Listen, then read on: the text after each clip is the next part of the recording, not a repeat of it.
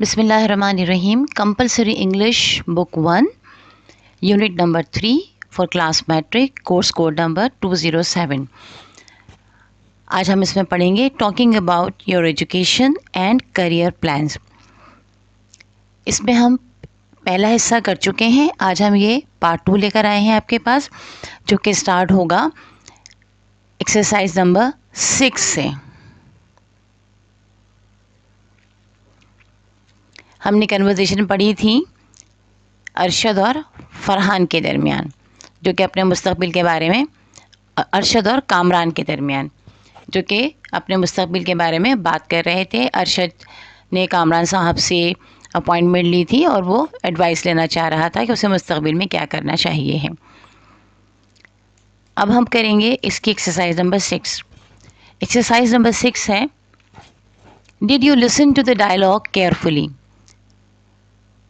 क्या आपने डायलॉग तवज्जो से सुने हैं। Now fill in the blank spaces with the correct information about Arshad. अब ब्लैंक्स जो हैं, खाली जगहें जो हैं, वो अरशद के बारे में सही इन्फॉर्मेशन की फिलअप कीजिए, यानी जो इन्फॉर्मेशन सही है उसके बारे में उसको फिलअप कीजिए। तो इन्फॉर्मेशन जो मांगी गई है वो है एज। तो एज थी 27 ईयर्स ओल्ड, यानी वो 27 साल का है। एजुकेशन के बारे में उसने बताया था कि उसने बीए किया हुआ है। ग्रेड इन बीए में उसका ग्रेड बी था। सब्जेक्ट जो उसने पढ़े हैं, subject study number 1 English, number 2 Islamic studies, number 3 Pakistan studies, number 4 political science and number 5 sociology. अब आ जाइए एक्सरसाइज नंबर 7 पर। Kamran tells Arshad that there are 2 reasons due to which he cannot become a bank officer. Kamran ने अरशद को बताया कि 2 वजूहात हैं जिनकी वजह से वो एक बैंक ऑफिसर नहीं बन सकता है। Can you remember these reasons. क्या आप वो याद रख सकते हैं या आपको याद हैं वो। If not reply the dialogues again and then if not replay the dialogue again and then write these reasons below. अगर नहीं तो डायलॉग को दोबारा से सुन लीजिए और फिर वो रीज़न्स नीचे लिखिए। तो रीज़न नंबर 1 जो है वो था ओवर एज। अरशद जो है वो 27 ईयर्स ओल्ड है, जबकि जो रिक्वायरमेंट है वो 26 की है। नंबर 2 था, he has not studied mathematics and accounting, he is not qualified for the job. उसने मैथमेटिक्स और अकाउंटिंग नहीं पढ़ी है और लिहाजा वो जॉब के लिए क्वालिफाइड नहीं है। अगर आप याद करें तो उसने पॉलिटिकल साइंस बताया था, सोशियोलॉजी बताया था, जो कि ज़ाहिर है कि बैंक में ज़रूरी नहीं है। इसके बाद आ जाइए एक्सरसाइज नंबर 8 पर। As Arshad can not become a bank officer. जैसे कि अरशद एक बैंक ऑफिसर नहीं बन सकता। Kamran has advise him to take up any of the 2 different jobs. Kamran ने उसको नसीहत की कि कोई सी भी 2 जॉब्स जो हैं वो ले लें। What are these 2 jobs. वो कौन सी थी, वो 2 जॉब्स कौन सी थी। Write them here on the given lines. अब ये जो लाइन दी हुई हैं 1 और 2, इसमें लिखिए। तो पहली जो थी वो सिविल सर्विसेज की थी और दूसरी जो उन्होंने ऑफ़र की थी वो कहा था कि वो मास्टर्स कर ले और उसके बाद लेक्चरशिप में आ जाए। अब है in the dialogue, Kamran says. Dialogue में कामरान ने कहा, यह कामरान कहता है, you are not eligible for the post of a bank officer. आप बैंक ऑफिसर की पोस्ट के लिए, ओहदे के लिए एलिजिबल नहीं हैं, अहलियत नहीं रखते हैं। Let us read what other expressions are used in similar situation. चलिए अब पढ़ते हैं कि ऐसी ही सिचुएशन में, इसी तरह की और दूसरी कौन से एक्सप्रेशंस बोले जा सकते हैं। अच्छा, एक चीज़ हम आपको बता दें, यहाँ जो वर्ड इस्तेमाल हुआ है एलिजिबल, इसकी स्पेलिंग है ELIGIBLE।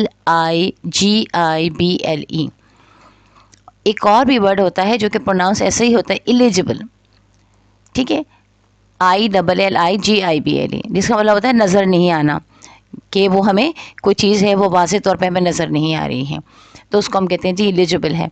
और प्रोनाउंसिएशन सेम है। ये एलिजिबल यानी काबिल ना होना, लायक ना होना, किसी चीज़ की अहलियत ना रखना। अच्छा जनाब, अब ये जो स्टेटमेंट्स उन्होंने दिए वो क्या है, यू कैन या you can not apply for this job. आप नहीं कर सकते इस जॉब के लिए अप्लाई, या आप इस जॉब के लिए अप्लाई कर सकते हैं। अगर आप कहेंगे you can apply for this job, तो इसका मतलब है कि आप इस जॉब के लिए अप्लाई कर सकते हैं, इस नौकरी के लिए अप्लाई कर सकते हैं। और अगर आप ये कहेंगे कि you can not apply for this job, for this post, तो इसका मतलब होगा कि आप इस ओहदे के लिए अप्लाई नहीं कर सकते। दूसरा जुमला है you are qualified for this post, या you are not qualified for this post. You are qualified for this post का मतलब है आप इस पोस्ट की काबिलियत रखते हैं, आप इसके काबिल हैं। और नॉट क्वालिफाइड अगर आप लिखेंगे you are not qualified for this job, तो इसका मतलब है कि आप इस पोस्ट की, इस ओहदे की काबिलियत नहीं रखते हैं। नेक्स्ट है यू फुलफिल, और या you do not fulfil the conditions for this post. इस ओहदे की शराइत पर आप पूरे उतरते हैं या आप पूरे नहीं उतरते हैं। उसके बाद है you fulfil, do not fulfil the requirement for this post. इस पोस्ट की, इस ओहदे की ज़रूरियात पर आप, रिक्वायरमेंट समझ यही होता है कि जो इस ओहदे की ज़रूरत है, आप इस पर पूरे उतरते हैं या आप पूरे नहीं उतरते हैं। तो ये 4 जुमले हैं जो कि अगर आप पॉजिटिवली भी कह सकते हैं और नेगेटिवली भी कह सकते हैं। तो ये आप अगर याद कर लेंगे, इस तरह के जुमले जो होते हैं उन्हें याद कर लिया करें, क्योंकि अमूमन ये इसी तरह बोले जाते हैं। तो ये यकीनन आपके लिए, आपकी इंग्लिश, स्पोकन इंग्लिश में आपके लिए फ़ायदेमंद साबित होंगे। इसके बाद आ जाइए एक्सरसाइज नंबर 9 पर। Read the given advertisement carefully. दिए हुए इश्तिहार को गौर से पढ़िए, केयरफुली पढ़िए, यानी बहुत एहतियात से पढ़िए। Then read the particulars of the candidates given below. फिर उसके बाद जो कैंडिडेट के लिए, उम्मीदवार के लिए जो पर्टिकुलर्स दिए गए हैं उसको गौर से पढ़िए, यानी जो चीज़ रिक्वायरमेंट दी गई है उसको गौर से पढ़िए। Decide about each of the candidates weather he is eligible for the post और नॉट। यानी जो उसने अपनी खूबियाँ, अपनी ख़ाबियाँ बताई, अपनी खूबियाँ बताई हैं कि जो जो काबिलियत उसके अंदर है, उसको गौर से पढ़ें और फिर ये बताइए कि वो इस जॉब के लिए एलिजिबल है, काबिलियत रखता है कि नहीं। Use expression which we have given above. और जो ऊपर एक्सप्रेशंस बताए गए थे, जो अभी 4 हमने आपको बताए हैं, उनको इस्तेमाल कीजिए। एग्जाम्पल इन्होंने बताई है, Kamal is not eligible for the post because his educational qualifications are not suitable. Kamal इस ओहदे के लिए एलिजिबल नहीं है, काबिल नहीं है, अहलियत नहीं रखता है, क्योंकि उसकी तालीमी काबिलियत उसके लिहाज से मुनासिब, पोस्ट के लिहाज से मुनासिब नहीं है, सूटेबल नहीं है, मुनासिब नहीं है। अब आ जाइए इश्तिहार पर। सबसे पहले हेडिंग लिखी हुई है सिचुएशन वैकेंट, यानी कि असामियाँ खाली हैं। आपने सर उर्दू के अखबार में लिखा हुआ देखा होगा। तो जो खाली जगह, तो हम नहीं कहेंगे इसको, बल्कि हम यही कहेंगे कि असामी जो है, खाली असामी। Applications are not Applications are invited to fill the following post at the Allama Iqbal open university Islamabad.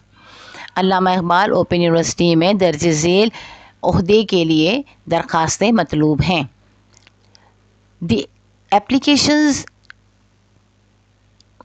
must reach the undersigned by 23rd April 2000। Applications, दरख्वास्तें नीचे जिन्होंने साइन किए हुए उन तक 23 अप्रैल 2000 तक पहुंच जानी चाहिए हैं। ये किताब चूँकि पुरानी छपी हुई है, लिहाजा इसमें डेट वही है, इससे आप परेशान मत होइएगा। Two attested passport size photographs and attached passport size photographs and attested photocopies of the testimonial must be attached to the application। 2 attested passport size तस्वीरें और अटेस्टेड फ़ोटोकॉपीज़, जो भी आपकी तालीमी काबिलियत है उसकी एप्लीकेशन के साथ ज़रूर अटैच होनी चाहिए हैं। ठीक है, अच्छा जी। अब पोस्ट क्या है? पोस्ट है सुपरिटेंडेंट की। एज उन्होंने जो रिक्वायरमेंट पूछी है वो 26 से 30 साल के दरमियान, यानी 26 साल से 30 साल के दरमियान वाला इसके लिए अप्लाई कर सकता है। एजुकेशन है MA या MSc।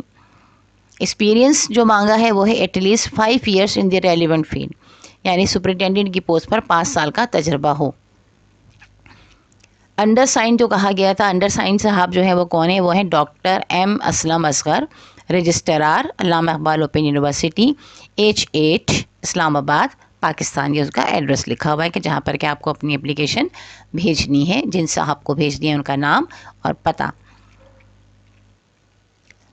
अब आ जाइए पर्टिकुलर्स ऑफ कैंडिडेट्स। अब जो उम्मीदवार हैं उनके पर्टिकुलर्स क्या हैं। नेम कॉलम बने हुए हैं, एक जगह पे नाम लिखे हुए हैं। ये तकरीबन 6 उम्मीदवार हैं। दूसरे कॉलम में एज लिखी हुई है, तीसरे में एजुकेशन और चौथे में एक्सपीरियंस। पहला वाला साहब, उनका नाम है कमाल, इनकी एज है 31 साल, इनकी तालीमी काबिलियत है FA और इन्हें एक्सपीरियंस है 4 साल का। तो इनके बारे में जब हम जुमला बनाएंगे तो हम लिखेंगे कमाल के बारे में, he is not eligible for the post as he is over age and less experienced. Kamal जो हैं वो जॉब के लिए अहलियत नहीं रखते हैं, क्योंकि एक तो उनकी उम्र ज़्यादा है और दूसरा उनका तजर्बा कम है। 5 साल का तजर्बा मांगा गया है और 26 से 30 साल कहा गया है, जबकि ये 31 साल के हैं। नंबर 2 पर है शाकिर साहब, इनकी उम्र 25 साल है, एजुकेशन BA है और इनका एक्सपीरियंस 6 साल का है, 6 ईयर्स एक्सपीरियंस है। तो इनके बारे में हम लिखेंगे ही is not qualified for the job, he is under as. ये जॉब के लिए इसलिए क्वालिफाइड नहीं है कि ये अंडर एज हैं, इनकी उम्र रिक्वायर्ड की जो रिक्वायरमेंट है जिस उम्र की 26 साल की उससे कम है। इसके बाद है नईम साहब, इनकी उम्र है 27 साल, एजुकेशन इन्होंने MA मास्टर्स किया हुआ है और एक्सपीरियंस है इनका 5 साल का। तो नईम साहब के लिए हम लिखेंगे he fulfils the requirement of the job, कि ये फुलफ़िल करते हैं जॉब की रिक्वायरमेंट्स को। उसके बाद हैं असलम साहब, इनकी एज है 29, इन्होंने BSc किया हुआ है और 9 साल का इन्हें तजुर्बा है। तो असलम साहब के लिए हम लिखेंगे he is qualified for the job, he can apply. क्योंकि देखें 29 साल इनकी एज है और ये BSc इन्होंने किया हुआ है।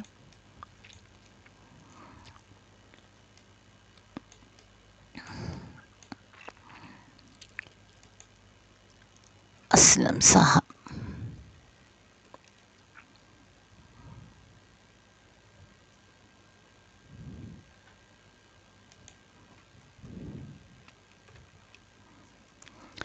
असलम साहब के लिए हम लिखेंगे ही is not qualified for the job, he can not apply.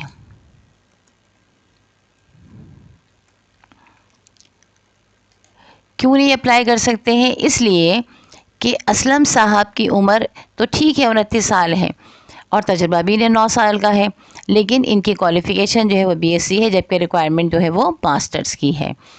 इसके बाद है अजहर साहब, अजहर साहब 29 ईयर्स इनकी एज है, MSc किया हुआ है, 6 साल का तजुर्बा है, तमाम रिक्वायरमेंट्स पूरी हैं। सो हम इनके लिए लिखेंगे ही is eligible for the job, full stop लगा देते हैं यहाँ पे, ठीक है। इसके बाद है जाकिर साहब, जाकिर की एज 28 है, मास्टर्स किया हुआ है और 7 ईयर्स एक्सपीरियंस है। तो इनको हम लिखेंगे जाकिर ही can apply for the job, ठीक है, क्योंकि ये एलिजिबल है और साथ में लिख भी दे he is eligible for the job, he can apply for the job, क्योंकि ये एलिजिबल है, काबिलियत रखते हैं, 28 साल उम्र है, 26 से 30 तक मांगी गई है, मास्टर्स मांगा गया है, 5 साल का एक्सपीरियंस है, जबकि इनके पास 6 साल का एक्सपीरियंस है। अच्छा जनाब, अब आ जाइए पार्ट B पर। ये तो सारा कुछ था पार्ट A का। पार्ट B में है रीडिंग एंड राइटिंग, इसकी हेडिंग है।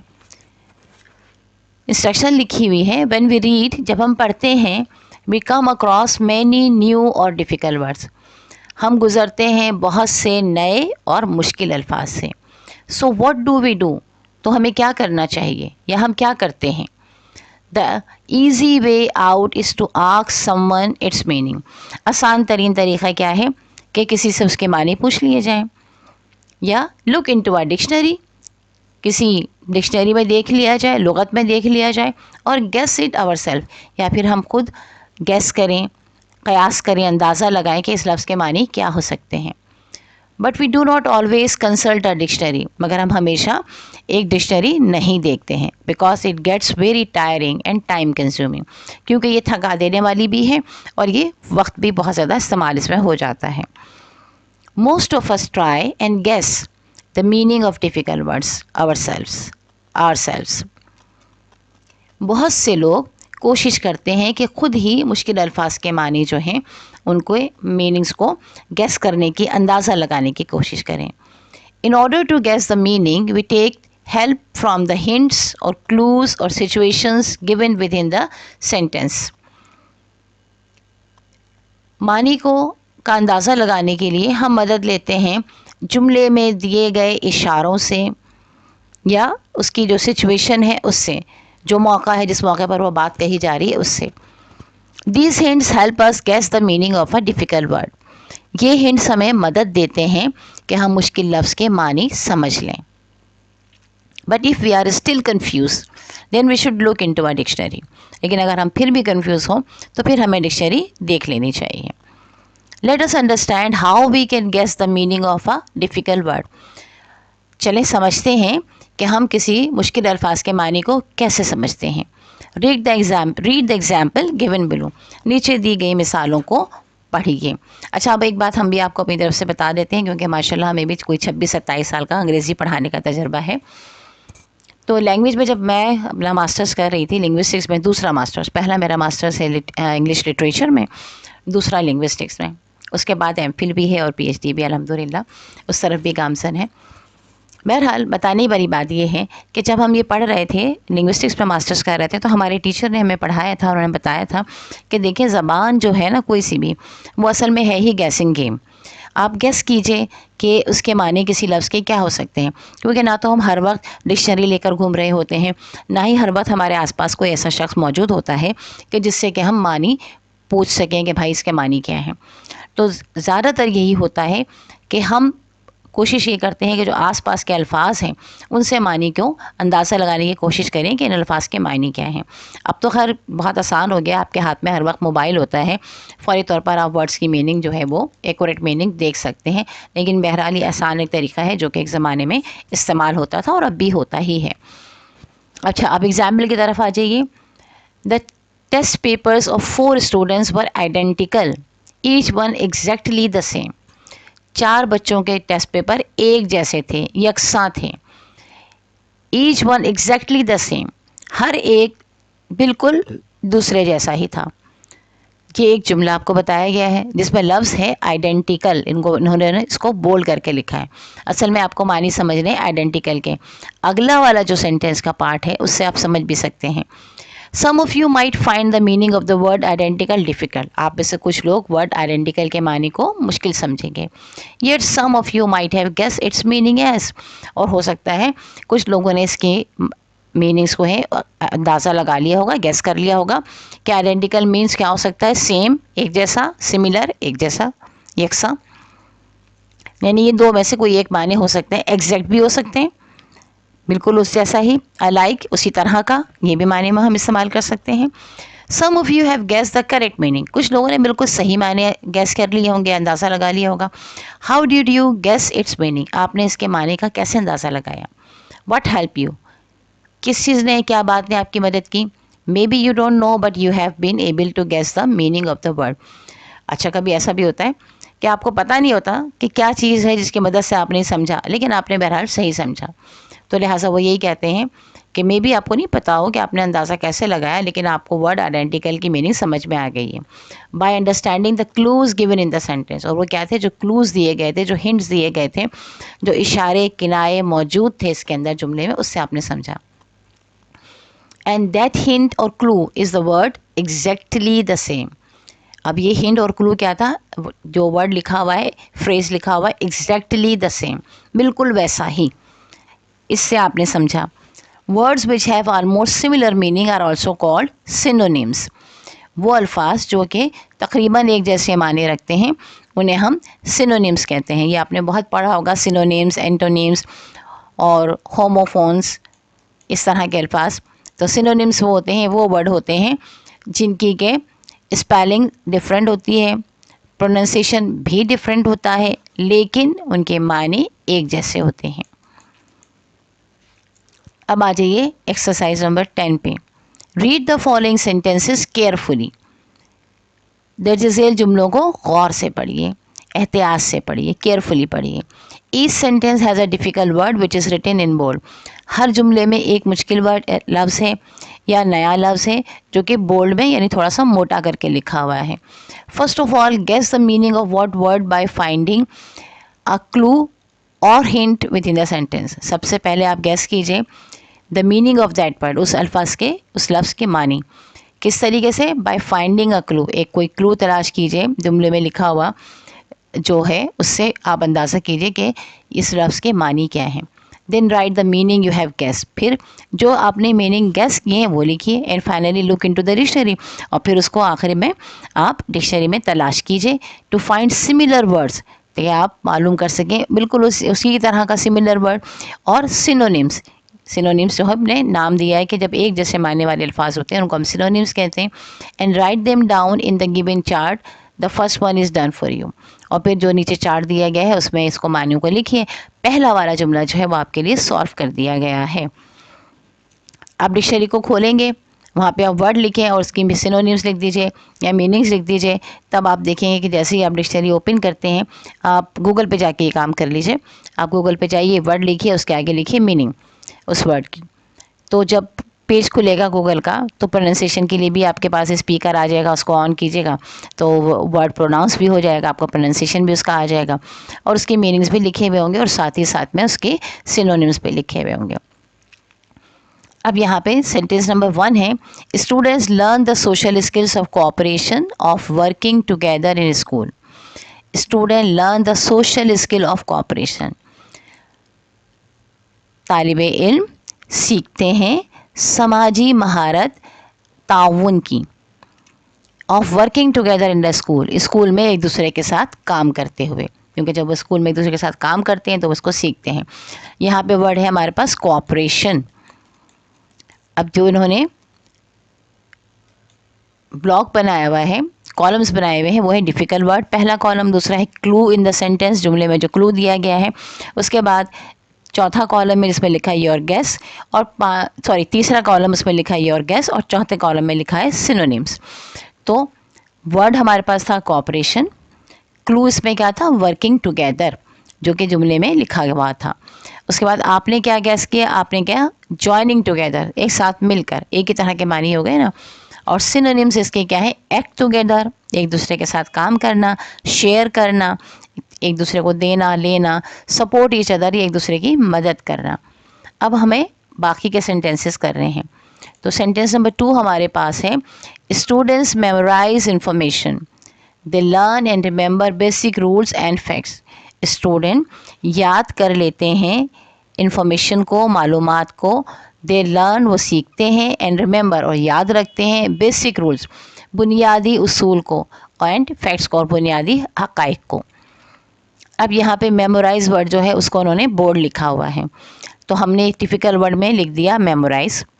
अब मेमोराइज में से हमें यहाँ पे लफ्ज़ नज़र आ रहा है लिखा हुआ रिमेंबर, याद रखते हैं, दे लर्न एंड रिमेंबर, याद रखते हैं, तो लिहाजा ये हमारा क्लू हो गया रिमेंबर। अब हमने गैस क्या किया?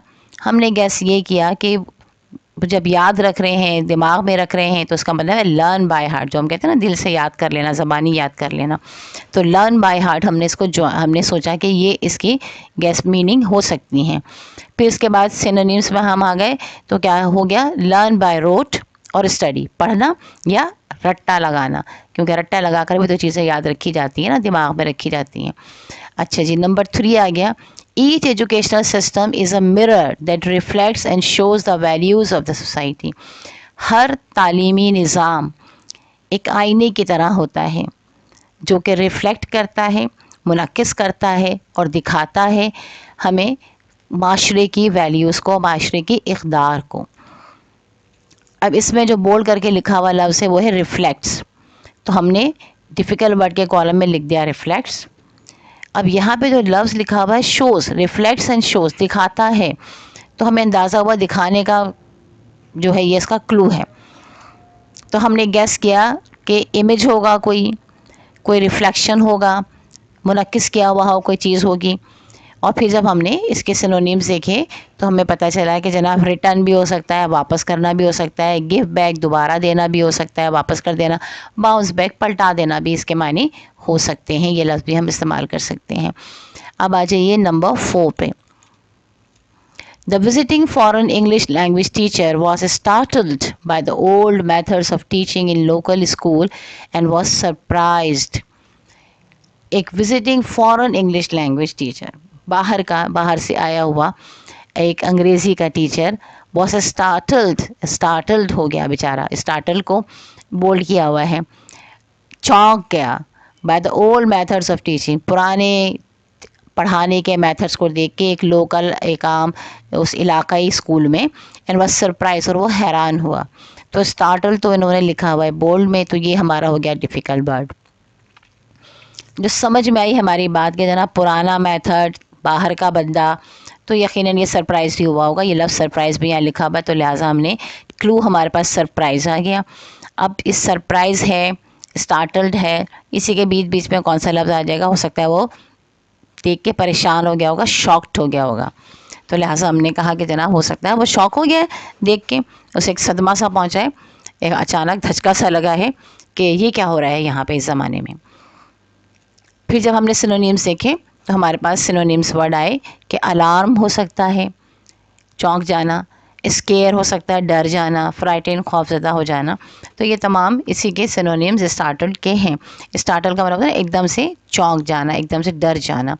जैसे होता है ना, कभी आप अचानक आप एक दरवाजे से निकल रहे हो, सामने से कोई बंदा आ जाए तो अब एकदम से आप डर से जाते हैं, या आप किसी खाली कमरे में जाए, आपको अंदाज़ा हो कि कमरा बिल्कुल खाली होगा, लेकिन जैसे आप कमरे में दाखिल हुए तो सामने कोई बंदा आपको नज़र आ जाए तो आप थोड़े से चौंक जाते हैं, खौफज़दा हो जाते हैं। अब आ जाइए एक्सरसाइज नंबर 11 पर। You have learn that we can guess the meaning of a word by searching for a clue within the sentence. आपने ये सीखा, ये पढ़ा कि हम गेस करते हैं अल्फाज के माने को जुमले के अंदर किसी क्लू को देखकर, किसी इशारे को देखकर। Here is a passage with missing words. अब आपको एक पैसेज, यहाँ पे एक पैसेज है जिसमें कि कुछ लफ्ज़ नहीं हैं। Read the entire passage first and try to guess with suitable words can be added to each blank. पहले तो उसको पढ़िए पैराग्राफ को और फिर देखिएगा कौन से सुटेबल वर्ड्स इसमें आ सकते हैं। After completing this exercise go to the key section to check your answer. इस एक्सरसाइज को कंप्लीट करने के बाद जो की सेक्शन है जहाँ पे जवाब दिए गए हैं वहाँ पे जाकर आप देखिएगा कि आपने जवाब सही लिखे हैं या नहीं। अच्छा, हमने यहाँ वर्ड्स तो लिख दिए लेकिन हमने जाकर पीछे चेक नहीं किया है। ये चेक करने वाला काम जो है वो आप खुद कर लीजिएगा, ठीक है। ये हमने सब बस गैस करके लिखा है कि ये लफ्ज़ हो सकते हैं। जनाब पैराग्राफ है, good readers make use of what they already know to figure out what they do not know about the subject.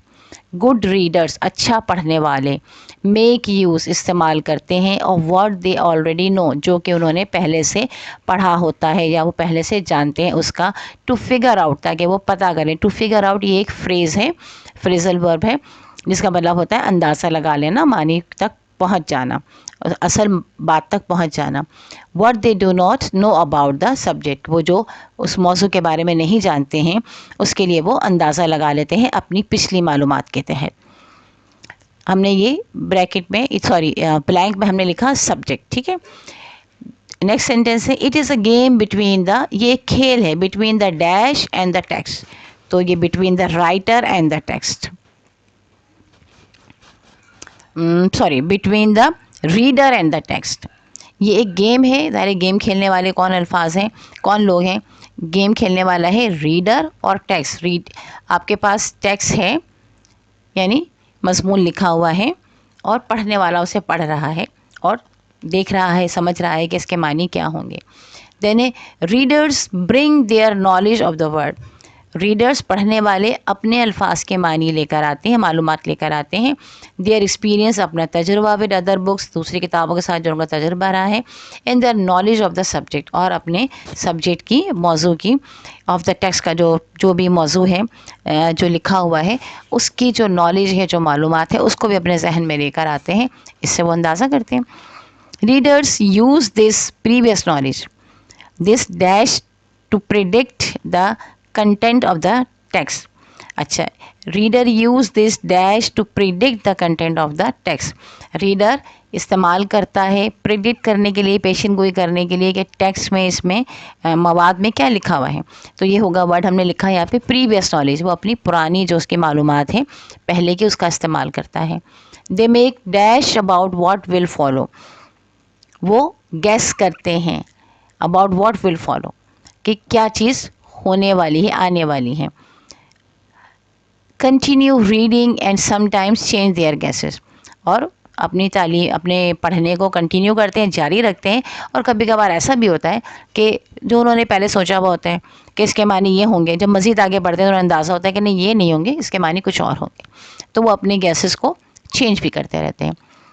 This is the game we are constantly playing with the text, और ये वो खेल है जो कि हम मुस्तकिल text के साथ, लिखी हुए इबारत के साथ खेलते रहते हैं। अब है रीड द टेक्स्ट। अब लोगों ने हमें एक टेक्स्ट दिया हुआ और कहते हैं कि इस टेक्स्ट को आप पढ़िए। ये है अज़ीज़ सक्सेस स्टोरी, अज़ीज़ की कामयाबी की कहानी। चलिए इसको पढ़ते हैं। Aziz belongs to a poor family, Aziz का ताल्लुक़ एक गरीब घराने से है। He always dreamed of studying and improving his standard of living. He always dreamed, वो हमेशा ख्वाब देखता है ऑफ स्टडिंग, पढ़ने के, एंड इम्प्रूविंग, और बेहतर बनाने के, हिज स्टैंडर्ड ऑफ लिविंग, अपनी ज़िंदगी को, अपने रहने के, अपने हालात को बेहतर बनाने के वो ख्वाब देखता है। Aziz love to see young students carrying school bags to school and wanted to be one of them. Aziz को बहुत अच्छा लगता है उन तालिब इल्मों को जाते हुए देखना जो अपना बैग लेकर स्कूल जा रहे होते हैं, और वो चाहता है कि वो भी उनमें से एक हो।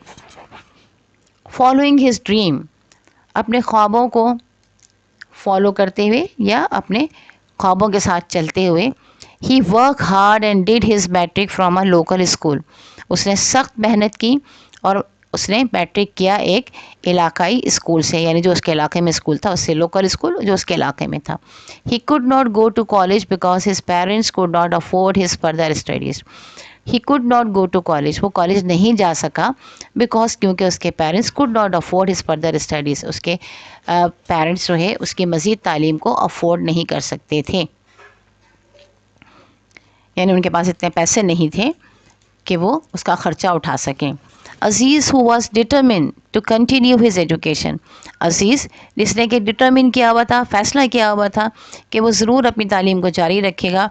Got admission in college as a private student, उसने कॉलेज में एक प्राइवेट स्टूडेंट के तौर पर एडमिशन ले लिया। And although he studied without anybody's help he cleared his FA in first division. Although, अगरचे, he studied without anybody's help, उसने पढ़ा किसी की भी मदद के बगैर। ही क्लियर्ड हिज FA, उसने अपना FA क्लियर किया इन फर्स्ट डिवीज़न से, यानी FA में उसकी फ़र्स्ट डिवीज़न आई, जबकि उसको कोई पढ़ाने वाला भी नहीं था, कोई इसकी मदद करने वाला भी नहीं था, उसने खुद ही पढ़ा। सिंस दिस इनकरेज्ड हिम, चूँकि इसने, इस बात ने उन्हें, उसे इनकरेज किया, उसकी हौसला अफजाई की कि खुद ही से पढ़कर उसकी फर्स्ट डिवीज़न आ गई, इससे उसे हौसला बंधा। He continued studying and once again secured first division in BA, और उसने अपनी तालीम को जारी रखा और उसके बाद उसने BA में भी फर्स्ट डिवीज़न हासिल की। S Aziz believed in hard work and God's help, he thought that if he has come this far, he could also do MA, and he did it. As Aziz believed in hard work, जैसा कि अज़ीज़ को यकीन था सख्त मेहनत पर, यानी जो हम कहते हैं ना कि मेहनत रंग लाती है, तो उसे इस बात पे था कि मेहनत करनी चाहिए, और जो मेहनत करता है गॉड्स हेल्प, अल्लाह ताला उसकी मदद करता है। He thought that if he has come this far, उसने सोचा अगर वो यहाँ तक आ गया, यानी BA तक आ गया है, he could also do MA, तो उसे वो MA भी कर सकता है। एंड ही डिड इट, और उसने ऐसा कर लिया। He got a second division in MA in English literature, और MA इंग्लिश लिटरेचर में उसने सेकेंड डिवीज़न हासिल की। अच्छा, if he had a first division in MA, अगर उसकी MA में फ़र्स्ट डिवीज़न आती, he could have got a job in a university, तो उसको यूनिवर्सिटी में जॉब मिल जाती। कॉन्सिक्वेंटली, नतीजतन, he joined a local college as a lecturer, लिहाजा या नतीजतन उसने क्या किया, एक लोकल कॉलेज को लेक्चरर के तौर पर ज्वाइन कर लिया। Aziz still wants to further his education, Aziz मज़ीद अपनी तालीम को बढ़ाना चाहता है, and does not want to stop here, और यहीं पर रुकना नहीं चाहता, यानी कि वो मज़ीद पढ़ना चाहता है। अच्छा जी, ये तो अज़ीज़ की कहानी थी। You have read the passage about Aziz, आपने अज़ीज़ के बारे में ये पैसेज पढ़ा। You must have found certain words difficult to understand, आपको यकीनन कुछ अल्फाज मिले होंगे जो कि समझने में मुश्किल होंगे। Try and understand the use and meaning of the following words, तलाश किए, समझने की कोशिश कीजिए और इनके मानों को, जो कि हैं वर्ड्स हैं आपके पास, because, although, since, as, if, consequently, by doing the next 2 exercise. ये अगली 2 एक्सरसाइजेज जो हैं इनको करते हुए आपने इसको फॉलो समझने की कोशिश करनी है। एक्सरसाइज नंबर 12 है हमारे पास। Read how these words are use in given sentences, पढ़िए कि किस तरह ये अल्फाज दिए गए जुमलों में इस्तेमाल हुए हैं। Guess the meaning of the words in bold, और जो लफ्ज़ बोल्ड में लिखे हुए हैं उनके मीनिंग गेस कीजिए। टिक द करेक्ट चॉइस, और जो सही चॉइस है उस पर आप टिक कर दीजिए। नंबर 1 है सेंटेंस हमारे पास, because his parents were poor, क्योंकि उसके वालिदैन बूढ़े, sorry, because his parents were poor, क्योंकि उसके वालिदैन गरीब थे। He could not go to college, वो कॉलेज नहीं जा सका था। आपके पास रीजंस हैं। फॉर द रीज़न दैट, यानी बिकॉज जो है इसके मानी क्या हो सकते हैं। फॉर द रीज़न दैट, इस वजह से। अनफॉर्चुनेटली, बदकिस्मती से। अनविलिंगली, ना चाहते हुए। तो जाहिर है कि जो जुमला है वो ये कह रहा है कि क्योंकि उसके वालिदैन गरीब थे लिहाजा वो कॉलेज नहीं जा सका। तो हमारे पास जो सही जवाब होगा वो होगा ए, फॉर दैट रीज़न, इस वजह से, दैट। उसके बाद हमारे पास नंबर 2 है, ऑल दो he studied without anybody's help, he got first division। although को उन्होंने डार्क किया हुआ है, बोल्ड किया हुआ है, अगरचे उसकी किसी ने भी मदद नहीं की मगर उसने फर्स्ट डिवीज़न हासिल की। एज अ रिज़ल्ट, नतीजे के तौर पर। ऑप्शन में हमारे पास है B, in spite of the fact, इस हकीकत के बावजूद। नंबर सी, लकीली, खुशकिस्मती से। तो खुशकिस्मती तो बहरहाल थी ही थी, लेकिन असल क्या था, ऑल दो, इन स्पाइट ऑफ द फैक्ट, इस हकीकत के बावजूद, क्योंकि हकीकत आपको दी हुई है कि ही स्टडीड विदाउट एनीबडीज हेल्प। तो हमारे पास जो सही मीनिंग है वो है ऑप्शन हमारा है B, in spite of the fact that, इस हकीकत के बावजूद। नंबर 3 है, since this encouraged him, he continued studying, चूँकि या इस बात को देखते हुए कि उसको इस चीज़ ने इनकरेज किया, हौसला अफजाई की, उसने अपनी तालीम को जारी रखा। ऑप्शन हमारे पास हैं कीपिंग इन व्यू, दिमाग में रखते हुए, इस बात को नज़र में रखते हुए। बी है क्विकली, जल्दी से। सी है सडनली, अचानक ही। तो अचानक भी नहीं हो सकता और क्विकली भी नहीं हो सकता। तो बाकी ऑप्शन जो दिए हैं वो ऐसे दिए हुए हैं कि खुद ब खुद ही आपको समझ में आ जाए। वह है keeping in view. Number option, यानी कि ऑप्शन ए जो है वो करेक्ट है। नंबर 4 है एज को बोल्ड लिखा हुआ है। अजीज़ बिलीव्ड इन हार्ड वर्क, जैसा कि अजीज़ हार्ड वर्क, मुश्किल काम में या सख्त मेहनत पर यकीन रखता था। ही कंटिन्यूड स्टडिंग एंड वर्किंग, उसने जारी रखा अपने पढ़ने को और अपने काम करने को। ऑप्शन से आपके पास हैप्पीली, खुशी के साथ, यानी एज का मतलब हैप्पीली है, या एज का मतलब स्लोली है, या एज का मतलब ड्यू टू द रीज़न है। तो अगर हम जुमलों को पढ़ते हैं, as Aziz believed in hard work, he continued studying and working, तो जैसा कि का मतलब क्या हुआ, ड्यू टू द रीज़न, जिस वजह से। तो लिहाजा सही ऑप्शन हमारे पास है सी, ड्यू टू द रीज़न। उसके बाद नंबर 5 है, if he had a first division in MA, अगर उसकी एमए में फर्स्ट डिवीज़न आती, he could have got a job in a university, उसको यूनिवर्सिटी में जॉब मिल चुकी होती। इफ़ को इन्होंने कैपिटल किया हुआ है। ऑप्शन है ऑन द कंडीशन दैट, इस शर्त पर। बी है बाय चांस, ठीक है, बाय चांस, इत्तेफाक से, जैसे हम कहते हैं ना, बाय फोर्स। नंबर सी है बाय फोर्स, यानी किसी की सिफारिश समझ लीजिए, ताकत के ज़रिए। तो ज़ाहिर है कि ऐसा कुछ तो नहीं है। जो जुमला है उससे हम समझते हैं कि option A on the condition that he सही है, लिहाजा हमने इस पर टिक लगा दिया है। उसके बाद नंबर 6 है, consequently he joined a college as a lecturer, आखिरकार, देयरफॉर, इन दी एंड, इस तरह के अल्फाज इस्तेमाल हो सकते हैं। आखिरकार उसने college as a lecturer join कर लिया। ऑप्शन हमारे पास है ए केयरफुली, बी है देयरफॉर, सी है अनहैप्पीली। ना उसने केयरफुली ये काम किया, ना उसने अनहैप्पीली ये काम किया, तो रह गया देयरफॉर, लिहाजा, कॉन्सिक्वेंटली, लिहाजा हो गया। इसके बाद आ जाइए एक्सरसाइज नंबर 13 पे। We hope that you have guessed the meaning of the above words correctly. हमें उम्मीद है कि आपने ऊपर दिए गए लफ्ज़ों के माने सही गैस किए होंगे। एंड बाय गेसिंग there meaning you have also understood the use of this word. और उनके अल्फाज के मानी गैस करने के साथ साथ आपने ये भी सीख लिया होगा कि इन अल्फाज को हम सही तौर पर कैसे इस्तेमाल करें। Let us once again do this exercise. चलें दोबारा इस एक्सरसाइज को करते हैं, which will further help you understand the use of, जो आपको मज़ीद मदद करेगी समझने में इस्तेमाल के because, although, things, as, if and consequently इन अल्फाज के। Try and match the first half of the each sentence in column 1 with its correct second half in the column B. कोशिश कीजिए मैच करने की कॉलम 1 में जो कि आधा जुमला लिखा हुआ है उसके बाकी के आधे जुमले से जो कि कॉलम 2 में लिखा हुआ है। तो अब कॉलम ए में 1 2 3 4 5 6 7 इस तरह लिखे हुए, और कॉलम 2 में A B C D E F G H reasoning लिखी हुई है। कॉलम 1 में फर्स्ट हमारे पास है Although the candidate was highly qualified, अगरचे कैंडिडेट बहुत ज़्यादा क्वालिफाइड था। अब यहाँ पे हम रीज़न तलाश करेंगे कि क्या होगा। सो बी हमें लग रहा है कि सही होगा। ही could not impress the selection board in the interview. अगरचे कि वो बहुत काबिल था, क्वालिफाइड था, लेकिन वो इम्प्रेस नहीं कर सका, मुतासिर नहीं कर सका सिलेक्शन में इंटरव्यू बोर्ड को।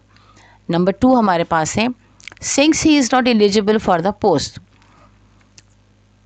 चूँकि वो जैसा कि वो काबिल नहीं था पोस्ट के लिए, तो क्या होना चाहिए, we can not call him for an interview, लिहाजा हम इसको इंटरव्यू के लिए नहीं बुला सकते। ये है सी के आगे हमने नंबर 2 लिख दिया। नंबर 3 है since he got first division in FSC।